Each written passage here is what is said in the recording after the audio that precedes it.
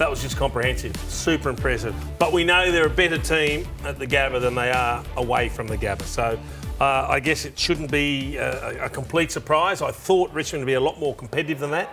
But Brisbane are a very, very tough team to get hold of up at the Gabba. And that point you make is why it's even more important that they do finish top two, Kingy.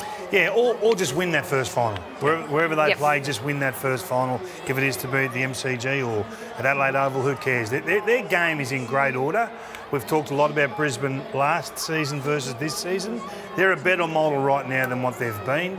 I love the fact that there's selection pressure on. I think it's sent a bit of a shudder through the whole camp with what's happened to Rich and Gunston.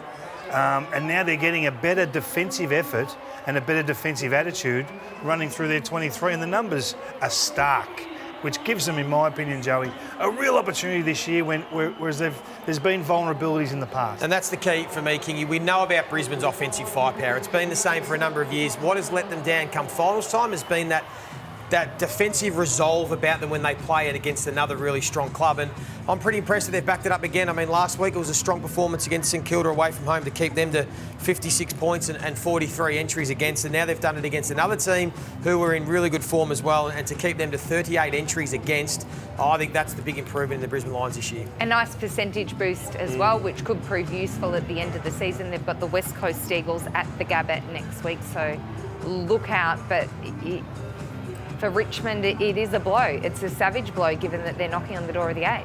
Yeah, it is. I mean, they're going to probably, by the end of this round, be 2 games outside of the 8. So with 2 games out, with only 8 to go, you're really leaving yourself not much room for error. So they're probably going to have to finish 7-1, maybe 6-2 in their last 8 games. So they'd want to get on a roll if they are to play finals from here. How much weight does this have on the ability for McWalter to become coach?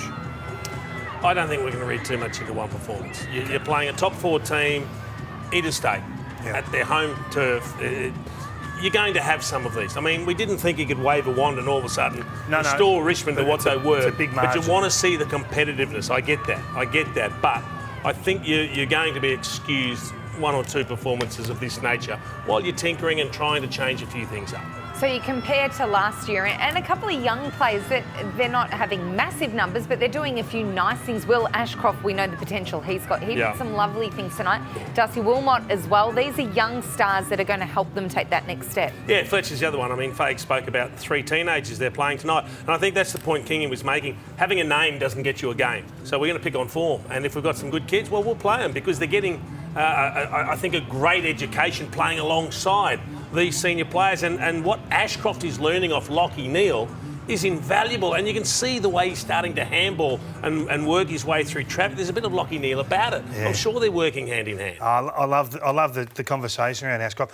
I thought he might have needed a week off. A couple of weeks, it looked like he was just he was labouring. He was just getting his legs were just going. He couldn't find an extra yard. But 27 disposals, 7 score involvements, and most of the damage by hand. Brilliant. So they're 3 goals better off in terms of scoring and 3 goals better off in terms of defence. So they're a 6-goal better team at the Gabba. We know that. We know that it is a fortress for them, and it's going to be significant come finals time. But at some point, they are going to have to win away from home. We know that to be the case. We know they're a good side, and they are doing this to a lot of teams at the Gabba. It doesn't matter what form you come in, where you are on the ladder.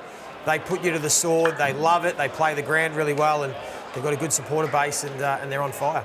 West Coast and Geelong at the Gabba in the next month. The interesting one will be round 18 Melbourne at the MCG. We know the G's troubled them of late. If they could win that one, then look out. Did it last year through the finals. Look, I don't have the same reservations about the MCG with Brisbane as others. I just think they haven't handled the big games, the very biggest of games, prelim finals. So they just look a different outfit this year. I think it takes a fair while, Jace. You have to have some tough losses along the way through final series to get there. I still feel. Well, they've had those though. They have now. They've had those for a few years, haven't they? And now this is I think their best chance.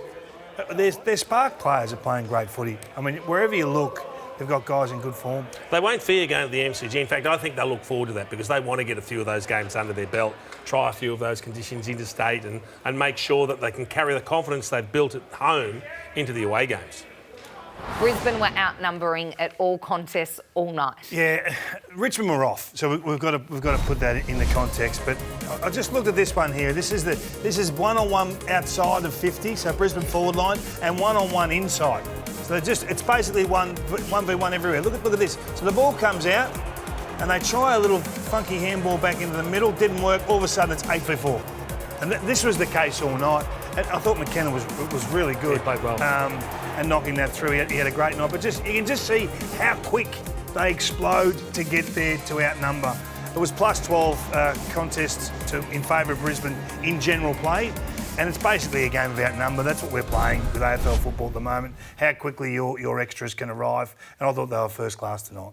Certainly was a big factor in the game. All right, we're going to have a look now at the intercepts that really controlled the match, Joey. 18 intercept marks for the Brisbane Lions, and Harris Andrews has backed up a great intercept performance last week with another one this week. Yeah, we just heard Cam Rayner talk about it. They feel if they can set up well defensively, the rest of their game flows off it and the offence comes naturally, which we've seen. And I love how they come forward. They're a team that are now looking to be more aggressive defensively. I think they're more comfortable behind the ball, aren't they, King? They sort of starting to really understand their roles and what each of them do really well. And Lester's been an important player since he's come back into the side. I mean, he's been much maligned and hasn't been there for a long time, but you can see they're able to stop teams moving the ball now, and that has been the big issue for them in previous years. Well, it's win the ball back between the arcs, so they're stopping the opposition in their tracks. And if you haven't got this component in your game, I don't think you can win the premiership.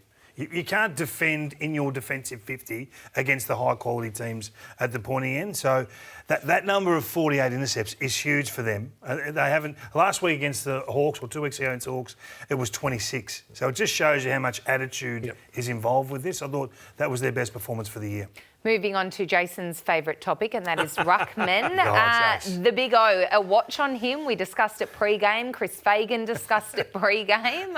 What's the wash-up? I just got a couple for you. Now, you're our ruck connoisseur, Jace. Can you just run us through this? Because Chris Fagan doesn't sound like he's a fan of this. So if he gets the ball, the big fella, you just want him to give it to the smalls. Yep. Woo! Well, there's the 30-metre one that he seems to love, but more often than not, he's giving it back. I do think they need to get to him and talk to him about this. This is the one I don't understand, King. Have a look at Lockie Neal's face going, what are you doing, man? Just give it to me. Pretty handy, Lockie Neal. And we spoke to Chris Fagan pre-game, and he said, look, he gets his hands on it. He said, we'd just like him to give it to one of our midfielders. Well, that's exactly what he's talking about. Give it to Lockie Neal there. I think he's had close to 60 for the year now, and the next best ruckman's about 33, 34. So if you're going to do it, it needs to be a weapon, because you can't give the ball back like that in big games. I know we're laughing about it, but it'll cost them a goal. In a prelim final or a semi-final or the like, it'll cost them a moment. It was interesting to hear Fags talk about it, because you remember Brodie Grundy did it a lot for Collingwood, and they asked him to stop doing it. They said, we want to take this out of the game. It wasn't helping the team actually get effective clearances. So it will be interesting to see come finals time whether he still goes with it or he just pulls it back a little bit and just brings it out very rarely.